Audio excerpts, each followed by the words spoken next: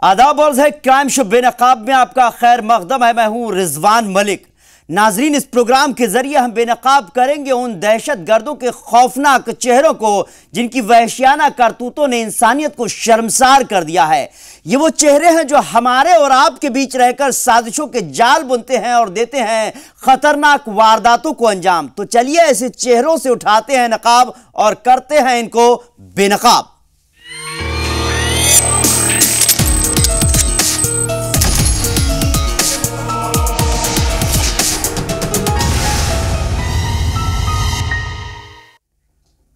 शुरुआत करते हैं उस शातिर औरत से जिसने शौहर और बीबी के पाक रिश्ते को ही शर्मसार कर दिया।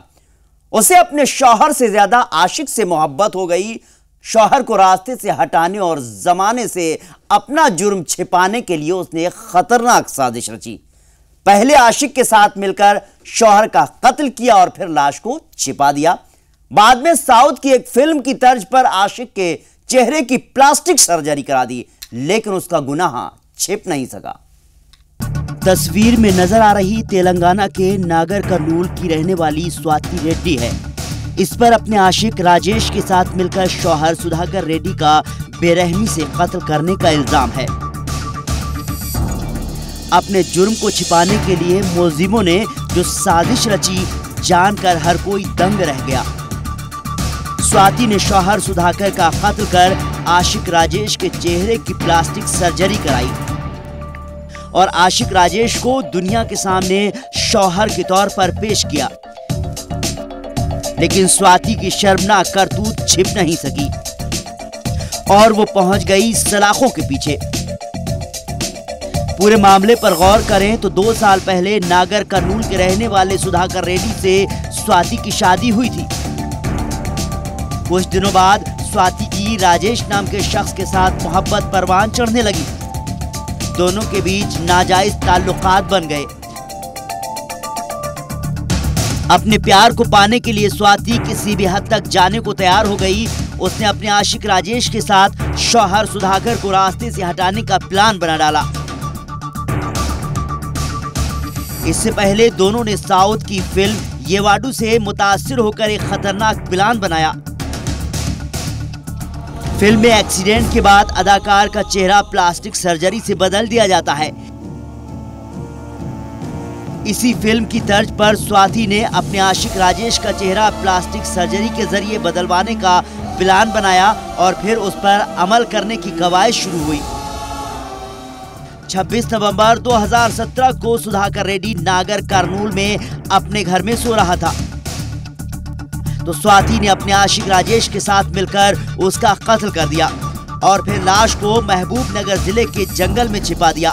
वारदात के 2 दिन बाद स्वाति ने राजेश के चेहरे को तेजाब डालकर जला दिया और राजेश ने भी अपने जिस्म पर केरोसिन डालकर आग लगाकर जख्मी कर लिया।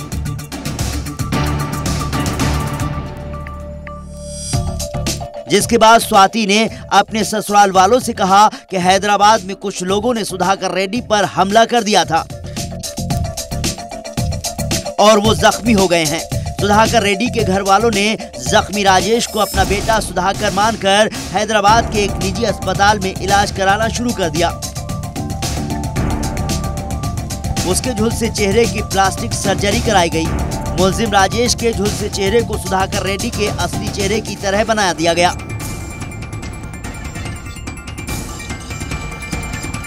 स्वाति के ससुराल वाले कातिल राजेश को अपना बेटा मानकर उसके इलाज पर 5 लाख रुपए खर्च कर चुके थे। इसी बीच स्वाति की सास को अपने बेटे के चाल ढाल पर शक होने लगा। मां और घर के लोगों ने सुधाकर बने राजेश से फैमिली से जुड़े कुछ सवाल किए, लेकिन वो मामूली सवालों के भी जवाब नहीं दे पाया। सुधाकर को मटन सूप पीने का बहुत शौक था। सुधाकर के घर वालों ने अस्पताल में एडमिट सुधाकर बने राजेश को मटन सूप पीने को दिया। शाकाहारी होने की वजह से राजेश ने उसे पीने से मना कर दिया, जिसके बाद शक और गहराता गया। सुधाकर के घर वालों ने मामले की शिकायत पुलिस से की, लेकिन स्वाति और इलाज करा रहा उसका आशिक राजेश घर वालों के इल्जाम को नकारने पर तुले रहे। जिसके बाद राजेश के फिंगरप्रिंट लेकर सुधाकर रेड्डी के आधार कार्ड के फिंगरप्रिंट से मेल कराए गए, जो आपस में मेल नहीं खाए। जिसके बाद पुलिस ने स्वाति को हिरासत में लेकर सख्ती से पूछताछ की तो उसने सच उगल दिया। पुलिस ने स्वाति को गिरफ्तार कर लिया है और उसकी निशानदेही पर सुधाकर रेड्डी की लाश भी बरामद कर ली गई है। तो इलाज करा रहे राजेश को अस्पताल से डिस्चार्ज होने के बाद गिरफ्तार किया जाएगा। ब्यूरो रिपोर्ट, जी सलाम। बात उस मुजरिम की जिसने पिछले साल केरल के एर्नाकुलम में एक तालिबा की असमत दरी कर उसे बेरहमी से कत्ल कर दिया था। कोर्ट ने इस मामले में मुलजिम को मुजरिम करार देते हुए फांसी की सजा का ऐलान किया है। जिशा नाम की इस तालिबा के कत्ल ने दिल्ली के निर्भया कांड की याद को ताजा कर दिया था। क्या है पूरा मामला, देखते हैं इस रिपोर्ट में। केरल के एर्नाकुलम पुलिस की हथकड़ी में जकड़ा अमीरुल इस्लाम है। इस पर 30 साल की एक लॉ स्टूडेंट जिशा का बेरहमी से कत्ल करने का इल्जाम तय हो गया है। एर्नाकुलम की एक अदालत ने उसे फांसी की सजा सुनाई है। क्या है पूरा मामला, तफसील से बताते हैं। 28 अप्रैल 2016 को केरल के एर्नाकुलम में रहने वाली लॉ स्टूडेंट जिशा का उसके घर में कत्ल कर दिया गया था। वारदात के वक्त उसकी मां काम करने बाहर गई हुई थी। कातिल ने जिस बेरहमी से वारदात को अंजाम दिया था उसने दिल्ली के निर्भया कांड की याद को ताजा कर दिया था। जिशा के पोस्टमार्टम रिपोर्ट में खुलासा हुआ, वारदात को अंजाम देने वाले ने उसके जिस्म के नाजुक अज़ा को बुरी तरह नुकसान पहुंचाया था। यहां तक कि उसकी आंतें तक बाहर आ गई थी। इस वारदात ने केरल समेत पूरे मुल्क में सनसनी फैला दी थी। इस अंधे कत्ल का पर्दाफाश करना पुलिस के लिए टेढ़ी खीर साबित हो रहा था। पुलिस ने नामालूम मुलजिम के खिलाफ रेप, सबूतों से छेड़छाड़, SC/ST एक्ट के तहत मामला दर्ज किया था। पुलिस ने जिशा की लाश के कई हिस्सों से बरामद मुलजिम के मिले सैंपल्स को फॉरेंसिक तहकीकात के लिए भेजा और फिर मुलजिम की तलाश शुरू कर दी। एर्नाकुलम पुलिस की SIT ने इस मामले में तहकीकात करने में कोई कसर नहीं छोड़ी। 5000 लोगों के फिंगरप्रिंट की तहकीकात की गई तो 20 लाख फोन कॉल्स को सुना गया, जिसके बाद पुलिस किसी नतीजे पर पहुंच पाई और फिर वारदात के 50 दिन बाद असम के रहने वाले अमीरुल इस्लाम को तमिलनाडु के कांचीपुरम से गिरफ्तार किया गया। मुलजिम पर एर्नाकुलम की एक अदालत में सुनवाई शुरू हुई। पुलिस ने कोर्ट के सामने कई तरह के सबूतों के साथ साइंटिफिक सबूत पेश किए, जिसके बाद कोर्ट ने 12 दिसंबर 2017 को अमीरुल इस्लाम को जिशा के रेप और कत्ल मामले में मुजरिम करार दिया और फिर 2 दिन बाद 14 दिसंबर 2017 को अमीरुल इस्लाम को फांसी की सजा सुना दी गई।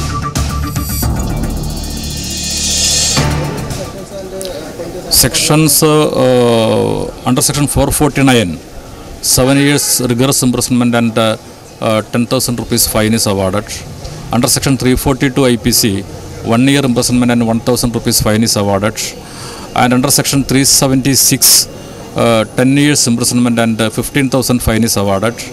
And under section 376A, life imprisonment and 25,000 fine is awarded. Under section 302, death penalty and 25,000 fine is awarded. अपनी बेटी को खो चुकी जिशा की मां का रो रो कर बुरा हाल था, लेकिन जब कोर्ट ने जिशा के कातिल को फांसी की सजा सुनाई तो जिशा की मां और घर वालों ने खुशी जाहिर की। कहा कि आखिर उनकी बेटी को इंसाफ मिल गया। അവനെ എത്രയും വേഗം തൂക്കിക്കൊല്ലണം, ഒരു ദിവസം പോലും ഇനി അവനെ ഇവിടെ വെച്ചുകൊണ്ടിരിക്കുന്നതാണ് എൻ്റെ ആഗ്രഹം. അവൻ്റെ ജീവൻ പോണ കാരണം എൻ്റെ കൊച്ചിനെ അതേമാതിരിയാണ് അവൻ കുത്തിക്കൊന്നേക്കണത്. എൻ്റെ മോൻ്റെ ജീവൻ എങ്ങനെ എടുത്തോ അതിലപ്പുറം അവൻ്റെ ജീവൻ പോയി കാണാൻ ഞാൻ നോക്കിയിരിക്കുകയാണ്. ഒരിക്കലും ശിക്ഷ കുറയാൻ സാധ്യതയില്ല. കാരണം എവിടെ പോയാലും ഏത് സ്ഥലത്ത് പോയാലും ഏത് ശിക്ഷയിൽ നിന്ന് ഇളവ് കിട്ടിയാലും ഈശ്വരൻ്റെ സന്നിധിയിൽ നിന്ന് ഒരിക്കലും ഒരു ശിക്ഷയ്ക്ക് ഇളവ് കിട്ടില്ല. അതെനിക്ക് പൂർണ്ണമായിട്ട് വിശ്വാസമുണ്ട്. We are extremely happy that we have been thoroughly professional and we have done everything 100% foolproof. I congratulate my team and also the prosecution for the success. Jisha rape और मर्डर केस में फांसी की सजा सुनाए जाने के बाद मुलजिम खुद को बेकसूर बताने पर तुला रहा, लेकिन सबूत उसके खिलाफ थे और उसे उसके किए की सजा मिल गई। मैंने खून किया नहीं, मेरे को बिना कारण से लेकर आए हैं। किसने किया? किसने किया? किसने किया मालूम नहीं है। नहीं, मैं खून किया नहीं है। नहीं, मैं खून किया नहीं है। My contention from the beginning that had been reported to the Honorable Court that he is always an innocent person has been given the death penalty is unfortunate to me. That the innocent will be proved by the appellate courts and the other courts. Jisha rape murder मामले के बाद पूरे मुल्क में जबरदस्त एहतजाज हुआ था। मुलजिम को गिरफ्तार कर सख्त से सख्त सजा देने की मांग की गई थी। कोर्ट ने मामले को rarest of the rare case मानते हुए मुलजिम को फांसी की सजा देकर नजीर पेश की है। इस फैसले पर जिशा के घर वाले ही नहीं, मुल्क भर के लोगों ने खुशी जाहिर की है। एर्नाकुलम से ब्यूरो रिपोर्ट, जी मीडिया।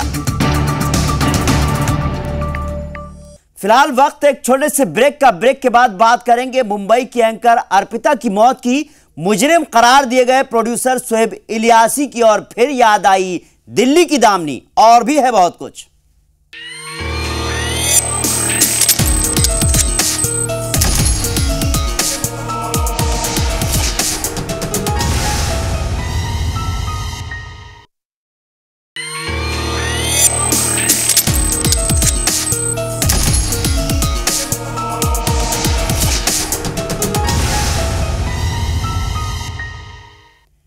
ब्रेक के बाद आपका खैर मकदम। आप देख रहे हैं क्राइम शो बेनकाब। बात मुंबई की एंकर अर्पिता की मौत की। 11 दिसंबर 2017 को अर्पिता की 15वीं मंजिल से गिरकर मौत हो गई थी। अर्पिता अपने बॉयफ्रेंड के यहां पार्टी मनाने गई थी। बॉयफ्रेंड समेत बाकी दोस्त इसे खुदकुशी करार दे रहे हैं, लेकिन पुलिस ने इस मामले में अर्पिता की बॉयफ्रेंड समेत 2 लोगों के खिलाफ कत्ल का मामला दर्ज किया है। तस्वीर में नजर आ रही मुंबई की एंकर अर्पिता तिवारी है, जो अब इस दुनिया में नहीं है। अर्पिता की मौत हो चुकी है। अर्पिता का कत्ल किया गया है या फिर उसने खुदकुशी की है, पहेली बनी हुई है। हालांकि मालवानी पुलिस ने अर्पिता की मौत मामले में उसके 2 दोस्तों के खिलाफ कत्ल का मामला दर्ज किया है। पूरे मामले पर गौर करें तो 11 दिसंबर 2017 को अर्पिता की मलाड रोड पर मौजूद एक बिल्डिंग की 15वीं मंजिल से गिरकर मौत हो गई थी। अर्पिता की लाश दूसरी मंजिल पर झूलती मिली थी। अर्पिता की डेड बॉडी पर पूरे कपड़े नहीं थे। वारदात के दौरान वो अंडरगारमेंट्स ही पहने हुई थी। पुलिस तफ्तीश में पता चला जिस बिल्डिंग में अर्पिता की लाश मिली है उसकी 15वीं मंजिल पर अर्पिता का बॉयफ्रेंड पंकज जाधव रहता है।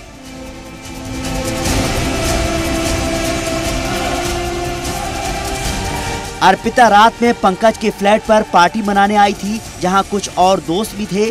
पार्टी देर रात तक चली। सुबह होने पर अर्पिता फ्लैट से गायब थी। बाथरूम का दरवाजा अंदर से बंद था। दरवाजा खोला गया तो बाथरूम की खिड़की का शीशा टूटा हुआ था और दूसरी मंजिल पर अर्पिता की लाश झूल रही थी। खबर लगते ही पुलिस ने मौका वारदात पर पहुंचकर लाश को पोस्टमार्टम के लिए भेजा और तहकीकात शुरू की। अर्पिता का बॉयफ्रेंड पंकज जाधव और दूसरे दोस्त इसे खुदकुशी करार देने पर तुले थे। पुलिस ने हर एंगल से तफ्तीश शुरू की। कई सवालों के जवाब तलाशे गए। अर्पिता ने खुदकुशी के वक्त अंडरगारमेंट्स ही क्यों पहने हुए थे? अर्पिता ने बाथरूम की खिड़की का शीशा तोड़कर ही खुदकुशी क्यों की? वगैरह वगैरह। पुलिस ने 3 दिन तक मौका वारदात पर पहुंचकर क्राइम सीन दोहराए। पुलिस इस बात को मानने को तैयार नहीं हुई कि अर्पिता ने खुदकुशी की है। पुलिस को जानकारी मिली अर्पिता अपने एक और दोस्त अमित के भी काफी करीबी थी, लेकिन बॉयफ्रेंड पंकज को ये पसंद नहीं था। इसी मामले को लेकर दोनों के बीच झगड़े भी होते थे। अर्पिता के घर वालों ने इल्जाम लगाया कि पंकज जाधव अक्सर उसके साथ जिनसी ज्यादती करता था, उसे ब्लैकमेल किया करता था। उधर जाधव के बावर्ची ने पहले दिन दिए अपने बयान में कहा था कि वारदात वाले दिन उसने अर्पिता को बाथरूम में जाते देखा था। इसके बाद जाधव और अमित भी बारी बारी से अंदर गए। हालांकि बाद में कुक अपने बयान से पलट गया। पुलिस ने अपनी तफ्तीश के बाद और अर्पिता के घर वालों की शिकायत पर कत्ल का मामला दर्ज कर लिया है। इस मामले में अर्पिता के बॉयफ्रेंड पंकज जाधव और दोस्त अमित को मुलजिम बनाया गया है। अर्पिता तिवारी का कत्ल हुआ या उसने खुदकुशी की है, ये मुलजिमों के कबूलनामे और अदालत के फैसले के बाद ही साफ हो पाएगा। मुंबई से ब्यूरो रिपोर्ट, जी मीडिया। बात उस दामिनी की जो 5 साल पहले 16 दिसंबर 2012 को दरिंदों के हाथों वहशियाना जालिमाना करतूत का शिकार हुई थी। उसके कातिलों को फांसी की सजा हो चुकी है। 16 दिसंबर को दामिनी की 5वीं बरसी थी। पेश है दामिनी पर खास रिपोर्ट।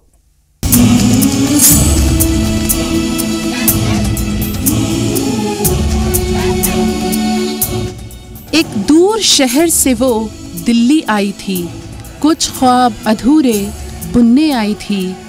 याद सदा रखना तुम ये कुर्बानी, अब न बने कोई बिटिया फिर से दामिनी।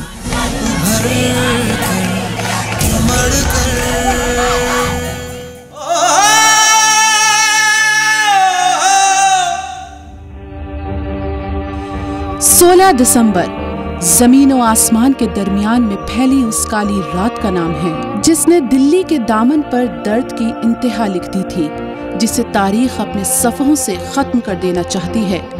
जुल्म के माथे पर लिखी 16 दिसंबर को दिल्ली की सर्द हवाओं की गवाही में आंसुओं से नम सड़क पर एक रूह फना हुई थी। इस बेदर्द दुनिया की इंसानियत को नकार कर 16 दिसंबर 2012 की कोहरे से सनी रात बहुत कुछ धुंधला कर गई थी।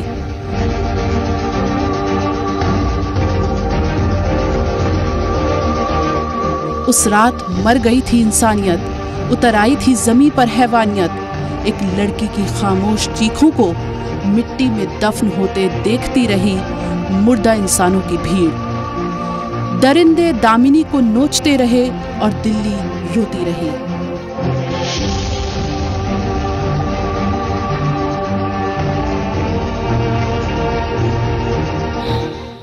हर जर्रे में धड़कती दामिनी की धड़कनें पूछती हैं कि बताओ मुल्क के मालिकों, 16 दिसंबर 2012 की रात मेरी लुची अज़मत के दुपट्टे को मिली है हिफाजत।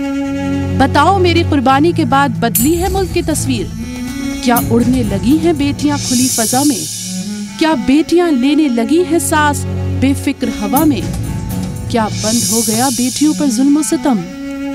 लेकिन आंकड़ों की आंखों से गिरे आंसुओं ने दामिनी के जख्म को और हरा कर दिया।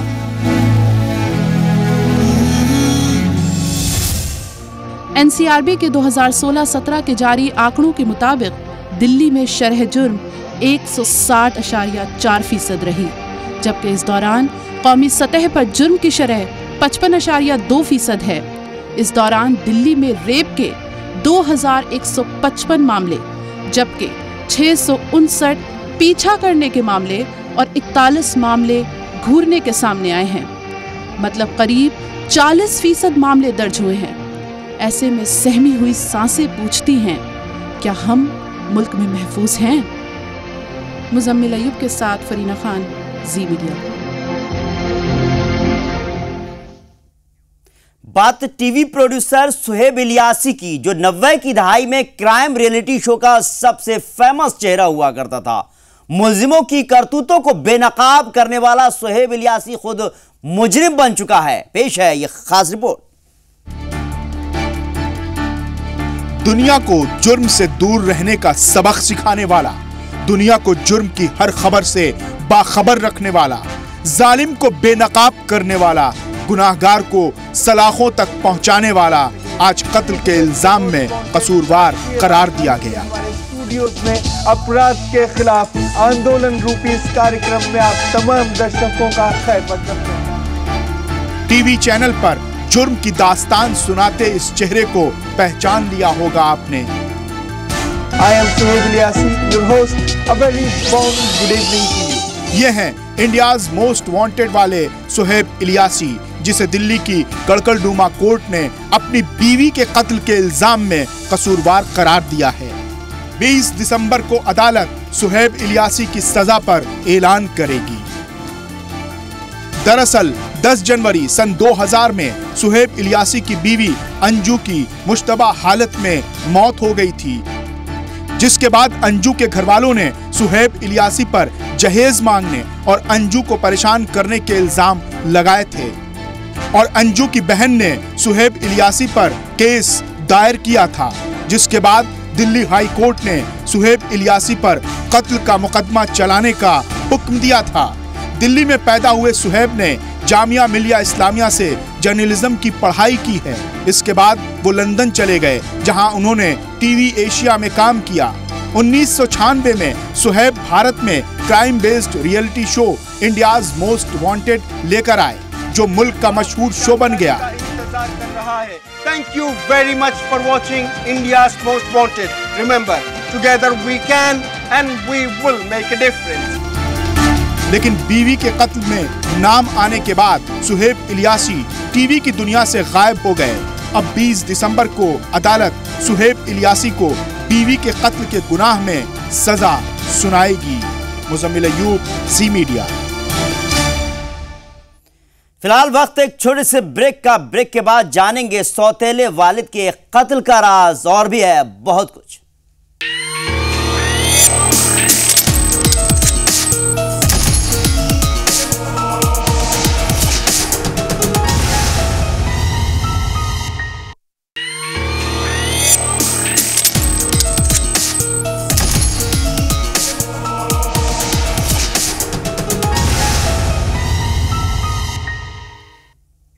ब्रेक के बाद आपका खैर मकदम है। आप देख रहे हैं क्राइम शो बेनकाब। बात उस अंधे कत्ल की जो उत्तर प्रदेश के बाराबंकी में अंजाम दिया गया था। वारदात को अंजाम देने वाले दो लड़कों ने बेरहमी से कत्ल को अंजाम दिया। पुलिस के लिए इस अंधे कत्ल की गुत्थी सुलझाना टेढ़ी खीर साबित हो रहा था, लेकिन जब कड़ियों से कड़ियां जुड़ी तो अंधे कत्ल का पर्दाफाश हो गया। बाराबंकी पुलिस की गिरफ्त में आया जौनपुर का शिव प्रताप है, जिस पर अपने छोटे भाई के साथ मिलकर सौतेले वालिद नरेंद्र सिंह का बेरहमी से कत्ल करने का इल्जाम है। वारदात 7 दिसंबर 2017 को अंजाम दी गई थी। कत्ल की खबर लगते ही पुलिस मौका वारदात पर पहुंची। पता चला नरेंद्र को बेरहमी से चाकुओं से गोद कर मारा गया है। मौका वारदात पर खून से लथपथ लाश में फंसा चाकू, मिर्च पाउडर और मुलजिम की चप्पल बरामद हुई थी। वारदात को अंजाम देने वाले दो लड़कों को पड़ोस में रहने वाली बुजुर्ग खातून ने भागते हुए देख लिया था, लेकिन उनकी पहचान नहीं हो सकी थी। पुलिस तफ्तीश में पता चला नरेंद्र सिंह जिस औरत के साथ रहता है वो उसकी बीवी नहीं है। जौनपुर का रहने वाला क्रिमिनल बैकग्राउंड का नरेंद्र 6 साल पहले अपने यहाँ से एक शादीशुदा औरत को भगा लाया था। उस औरत के जौनपुर में बच्चे और शौहर भी था। पुलिस ने उस एंगल से तफ्तीश शुरू की तो असलियत से पर्दा उठ गया। मालूम हुआ वारदात को उस औरत के दोनों बेटों शिव प्रताप और विजय प्रताप ने अंजाम दिया है। पुलिस ने शिव प्रताप को गिरफ्तार कर लिया और फिर उससे पूछताछ की तो कत्ल की असली वजह का पता चला। दरअसल मां के भाग जाने से बेटों को शर्मिंदगी होती थी। सौतेले वालिद नरेंद्र का अक्सर जौनपुर आना जाना लगा रहता था, जो सौतेले बेटों को डांटता रहता था। बेटों को अपनी जान का खतरा था, इसीलिए उन्होंने सौतेले वालिद का कत्ल कर दिया। उसकी मां को ये भगा करके ले आया था, और जब ये मृतक कभी गांव जाता था तो वहां पर इन बच्चों को भी ये व्यंग कसता था और इनको धमकाता था और कहता था मेरे साथ आकर के काम करो, नहीं तो जो है हम तुम लोगों को जो है वो रहने नहीं देंगे। और जैसा कि मैंने पहले ही बताया था कि मृतक भी एक अच्छा अपराधी था। ये जौनपुर के थाना सरपतहा क्षेत्र का रहने वाला है और इसके विरुद्ध भी वहाँ पर लगभग 10 मुकदमे पंजीकृत हैं, जिसमें हत्या का प्रयास, गैंगस्टर एक्ट, गुंडा एक्ट आदि गंभीर धाराओं में पंजीकृत है। और वहाँ पर इसका काफ़ी आतंक था और इससे सब डरते भी थे, और ये अभियुक्त भी इससे भयभीत रहते थे कि इनका ये कहना था कि अगर मैं इसको न मारता तो ये हम लोगों को मार डालता। दिसंबर 2017 को दोनों बेटे जौनपुर से बाराबंकी पहुंचे। मिर्च पाउडर, खुकरी और चाकू साथ लाए थे। नरेंद्र घर में अकेला था। फिर क्या था, शिव प्रताप और विजय प्रताप ने सौतेले वालिद की आंख में पहले मिर्च पाउडर झोंका और फिर चाकू और खुकरी से कई वार कर उसका काम तमाम कर फरार हो गए। हमारी टीम ने बहुत मेहनत करके बहुत शीघ्र ही घटना का अनावरण किया और उसमें एक अभियुक्त पकड़ा गया, जिसे अभी आपके सामने प्रस्तुत किया गया था, जिसका नाम शिव प्रताप है। इसमें जो तथ्य प्रकाश में आए कि जो मृतक के साथ महिला रहती थी वो किसी दूसरे की पत्नी थी और मृतक उसको जो है भगा ले आया था, और जिन्होंने हत्या किया ये उसी महिला के लड़के थे, जिसमें कि एक की गिरफ्तारी हो गई है, दूसरा अभियुक्त अभी नहीं गिरफ्तार हुआ है।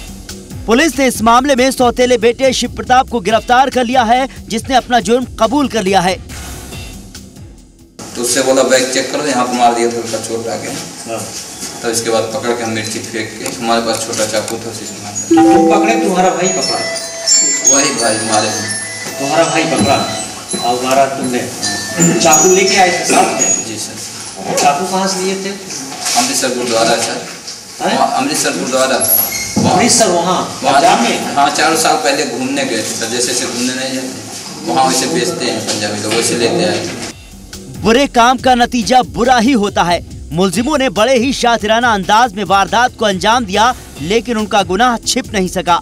मुलजिमों को उनके किए की क्या सजा मिलेगी, ये तो कोर्ट ही फैसला करेगा। बाराबंकी से ब्यूरो रिपोर्ट, जी मीडिया। तो बेनकाब में आज बस इतना ही। क्राइम से जुड़ी कुछ और वारदातों के साथ हम फिर हाजिर होंगे। हमें दीजिए इजाजत।